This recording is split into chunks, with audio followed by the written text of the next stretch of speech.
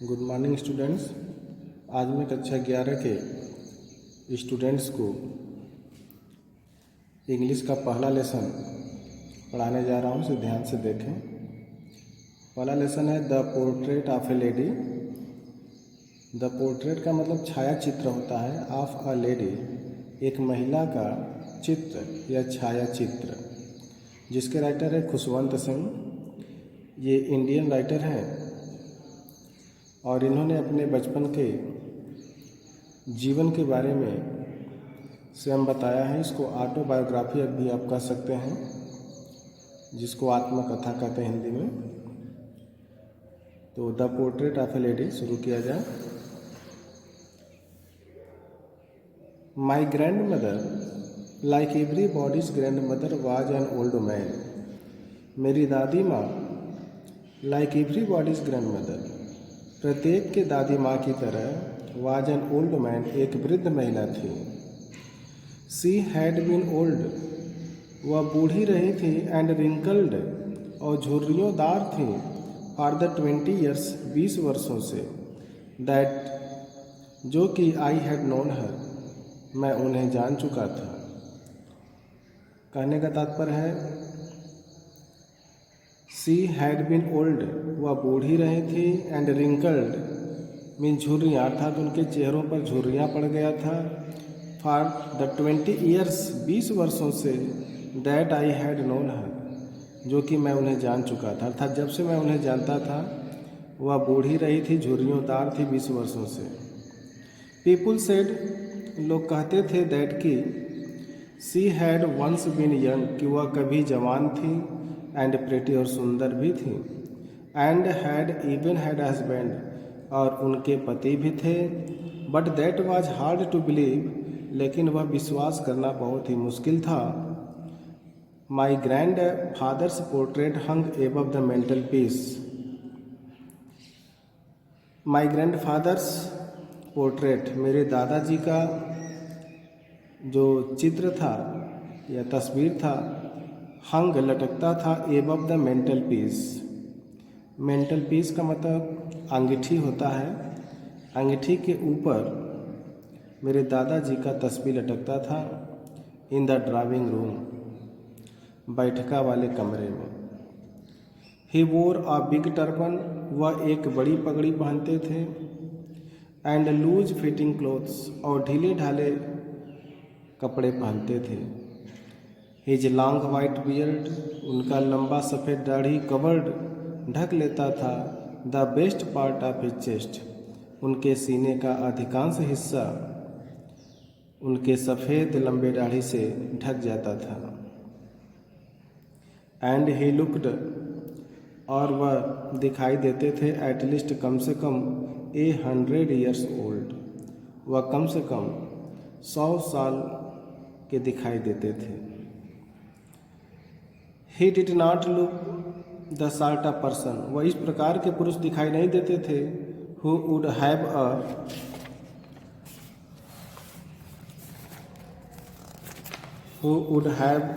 Wife और children,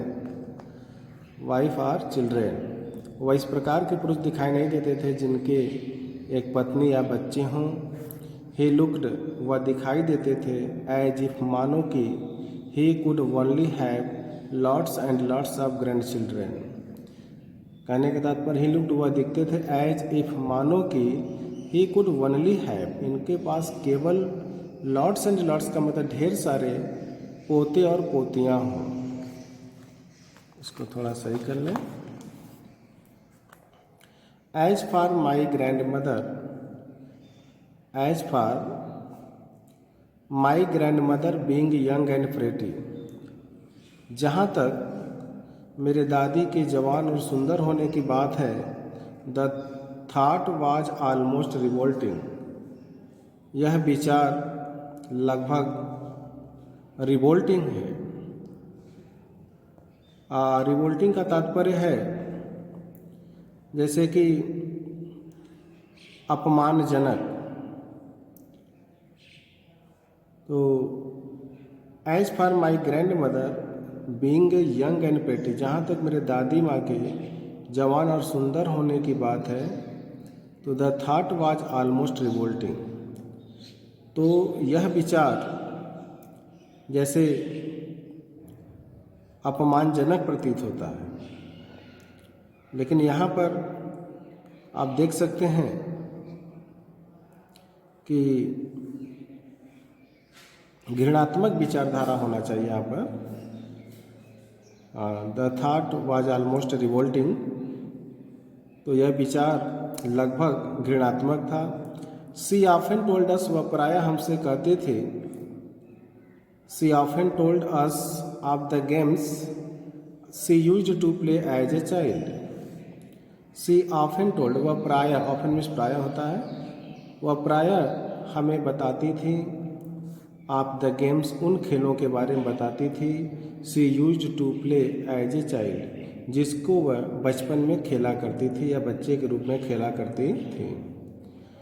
that seemed quite absurd, जो बिल्कुल ही यहाँ पर अपमानजनक होगा।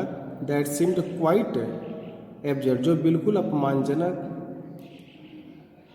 या एंड अनडिग्निफाइड, मूर्खतापूर्ण भी कह सकते हैं, अपमानजनक, and undignified on her part. तो यहाँ लेखक कहना चाहते हैं कि दैट सिम्ड क्वाइट एब्जर्ड, जो बिल्कुल मूर्खतापूर्ण, एंड अनडिग्निफाइड का तात्पर्य है अपमानजनक प्रतीत होता था, ऑन हर पार्ट, उनके हिस्से के लिए। And we treated it like the fables of the prophets she used to tell us, और हम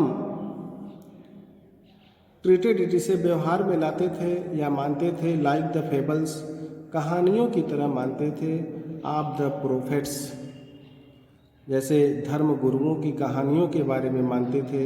she used to tell us, जो वह हमें बताया करती थी। ये पहला पैराग्राफ था। दूसरा पैराग्राफ देखें।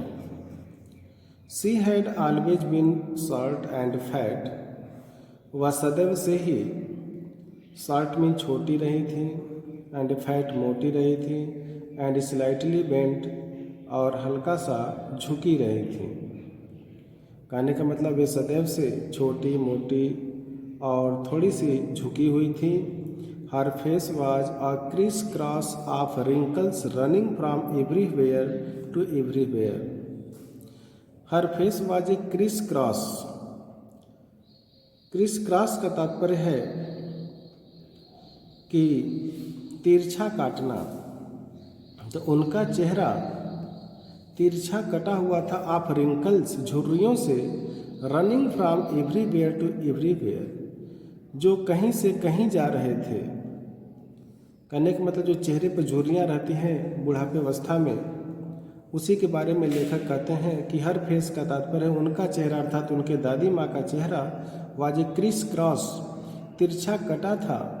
ऑफ रिंकल, झुर्रियों से, running from everywhere to everywhere, जो कहीं से कहीं जा रहे थे। नो, नहीं, वी वे सर्टेन, हम निश्चिंत थे कि she had always been as we had known her, हम निश्चिंत थे कि सी हैड ऑलवेज बीन, वह सदैव से वैसी ही थी, एज, जैसा कि वी हैड नोन हर, जैसा हम उन्हें जान चुके थे।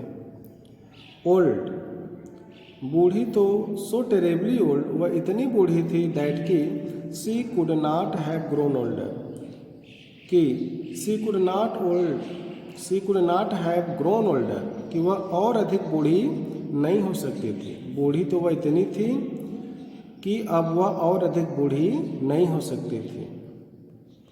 एंड हैड स्टेड, और रुकी थी, एट द सेम एज, और उसी उम्र पर रुकी थी, फॉर 20 ईयर्स, 20 वर्षों से। अर्थात जब से लेखक बचपन से देख रहे हैं, लगभग 20 वर्षों से वो अपनी दादी माँ को जान रहे हैं, तो उनको ऐसा लगा जैसे मेरी दादी माँ ठीक उसी उम्र पर रुकी हुई हैं। She could never have been pretty, वह कभी सुंदर नहीं हो सकती थी। But she was always beautiful, लेकिन वह सदैव सुंदर थी। She hobbled about the house, वह लंगड़ा कर चलती थी। अबाउट द हाउस, घर में। In the spotless white with one hand resting on her waist to balance her stoop. तो वह घर में लंगड़ाते हुए चलती थी इन स्पॉटलेस वाइट बेदाग सफ़ेद कपड़े में, विथ वन हैंड रेस्टिंग एक हाथ रख करके, ऑन हर वेस्ट अपने कमर पर, टू बैलेंस हर स्टूप अपने झुकाव को संतुलित करने के लिए अपना एक हाथ कमर पर रख करके बेदाग सफ़ेद कपड़े को पहनकर वह घर में लंगड़ाते हुए चलती थी। एंड द अदर, और जो दूसरा हाथ था, telling the beads of a rosary. Bead means मनका होता है, रोसरी मीन्स माला, और दूसरा हाथ माला का मनका गिनने में था। कहने का मतलब एक हाथ तो अपने कमर पर रख लेती थी और दूसरे हाथ से माला का मनका गिना करती थी। हर सिल्वर लॉक्स वेयर स्कैटर्ड, और उनके जो चांदी जैसे लॉक्स बालों का समूह था, वेयर स्कैटर्ड बिखरा रहता था, अनटीडली ओवर हर पेल पकड़ फेस, और उनके चांदी जैसे जो बाल थे उनके पीले झुर्रियोंदार चेहरे पर बेढंग तरीके से फैले रहते थे। ध्यान दें, उनका जो चांदी जैसे बाल था वे बिखरे रहते थे, बेढंग तरीके से उनके पीले और झुर्रियोंदार चेहरे पर बिखरे रहते थे। एंड हर लिप्स, और उनके जो होठ थे कॉन्स्टेंटली मूव्ड, लगातार हिलते थे, इन इनऑडिबल प्रेयर, सुनाई न देने वाले प्रार्थना में चलते थे। उनके होठ लगातार सुनाई न देने वाले प्रार्थना में चलते थे, मतलब ये मन में हमेशा प्रार्थना गाती रहती थी या कहती रहती थी। यस, हाँ, सी वॉज ब्यूटीफुल, वह सुंदर थी। She was like the winter landscape in the mountains, in expanse of pure white scenery, a breathing peace and contentment. She was like the winter landscape, वह जाड़े के मौसम में उस भूदृश्य की तरह थी, पर्वतों में जैसे लगते थे कि स्वच्छ सफ़ेद शांत फैला हुआ क्षेत्र जहाँ शांति और संतोष का वातावरण था। Expanse of pure white serenity, breathing peace and contentment. तो वही कहना चाहते हैं कि वे शीतकाल में पहाड़ी भूदृश्य जैसी लगती थी, जैसे कि स्वच्छ श्वेत और शांत फैला हुआ क्षेत्र हो जहाँ पर शांति हो। इसका मतलब शांति और कंटेंटमेंट में संतोष हो। अगला पैराग्राफ देखेंगे।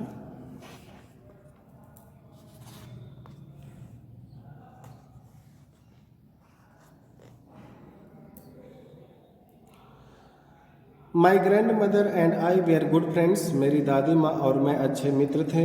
माई पेरेंट्स लेफ्ट मी, मेरे माता पिता मुझे छोड़ दिए, विथ हर, उन्हीं के साथ। When they went to live in the city, जब वो शहर में रहने चले गए। And we were constantly together, और हम लगातार साथ साथ रहते थे। She used to wake me up in the morning, वह मुझे सुबह सुबह जगाया करती थी। And get me ready for school, और मुझे विद्यालय के लिए तैयार करती थी। She said her morning prayer in a monotonous sing song while she bathed and dressed me in the hope that I would listen and get to know it by heart। तो यहाँ पर देखिए, सी सेड, वह कहती थी, हर morning prayer, अपना प्रातःकालीन प्रार्थना करती थी। इन ए मोनोटोनस का मतलब नीरस तरीके से वह अपना प्रातःकालीन प्रार्थना कहती थी। सिंग सॉन्ग अर्थात गाती थी। वाइल, जब, सी बॉथड, जब वह मुझे नहलाती थी। एंड ड्रेस्ड मी, और मुझे पोशाक पहनाती थी। तो उस समय वह निरस्तापूर्ण तरीके से अपना प्रातःकालीन प्रार्थना गाती थी। इन द होप, इस आशा में, दैट कि आई वुड लिसन, कि मैं सुनूंगा। And get to know it by heart, और इसे याद करने का प्रयास करूंगा। गेट टू नो का मतलब जानने का प्रयास करूंगा। इट मीन्स इसे, अर्थात प्रार्थना को, बाय हार्ट मीन्स हृदय से। आई लिसेंड, मैं सुनता था। बिकॉज, क्योंकि आई लव्ड हर वॉइस, क्योंकि मैं उनके आवाज़ों से प्रेम करता था। कहने का तात्पर्य क्योंकि मुझे उनकी आवाज़ प्रिय थी। But never bothered to learn it, लेकिन मैं कभी परेशान नहीं हुआ टू लर्न इट, इसे सीखने के लिए। Then she would fetch my wooden slate, तब वह मेरे लकड़ी की स्लेट को लाती थी। Which she had already washed, जिसको वह पहले से ही पुताई कर देती थी। एंड प्लास्टर्ड, सॉरी यहाँ वाश मीन्स धोना होगा, जिसको वह पहले से ही साफ करती थी। एंड प्लास्टर्ड, इस पर पुताई कर देती थी। विथ येलो चाक, मुल्तानी मिट्टी से जो है कि इस पर पुताई कर देती थी। तो उस स्लेट को लाती थी। और क्या लाती थी दादी माँ? ए टीनी अर्थन इंक पॉट, एक छोटा सा मिट्टी का दावात। अर्थन मीन्स मिट्टी का, इंक मीन्स स्याही, पॉट मीन्स बर्तन होता है। तो मिट्टी का बर्तन अर्थात स्याही का दावात लाती थी। टीनी मीन्स छोटा सा। एंड ए रेड पेन, और एक लाल कलम लाती थी। टाई दे माल इन ए बंडल, उन सबको एक गट्ठर में बांध देती थी। And hand it to me, और मुझे थमा देती थी इसे। आफ्टर ए ब्रेकफास्ट, सुबह का नाश्ता करने के बाद, और यहाँ पर देखेंगे नाश्ता कैसा ये लेखक किया करते थे बचपन में। तो after a breakfast of a thick stale chapati, कहने का तात्पर्य है of a thick, thick means मोटा, स्टेल मीन्स बासी, चपाती मीन्स रोटियां होती हैं। तो मोटे बासी चपाती का नाश्ता करने के बाद, सुबह का नाश्ता इसी से करने के बाद, जो मोटा और बासी चपाती था, विथ अ लिटिल बटर, जिस पर थोड़ा सा मक्खन लगा होता था, एंड शुगर, और चीनी लगा होता था, स्प्रेड ऑन इट, मतलब इस पर मक्खन और शुगर फैलाया होता था थोड़ा सा। तो उस मोटे और बासी चपाती का सुबह नाश्ता करने के बाद वी वेंट टू स्कूल, हम विद्यालय जाते थे। हम का तात्पर्य लेखक और दादी माँ जाते थे। सी कैरीड सेवरल स्टील चपातीज, वह अनेकों बासी चपातियों को अर्थात रोटियों को ले जाती थी। विथ हर, अपने साथ ले जाती थी। फॉर द विलेज डॉग्स, गांव के कुत्तों के लिए, अर्थात वो अपने साथ गांव के कुत्तों के लिए भी अनेकों बासी चपातियों को अर्थात रोटियों को ले जाती थी। तो आज 3 पैराग्राफ, आज तक इतना है, और कल मैं आपको इससे आगे ले चलूँगा। धन्यवाद।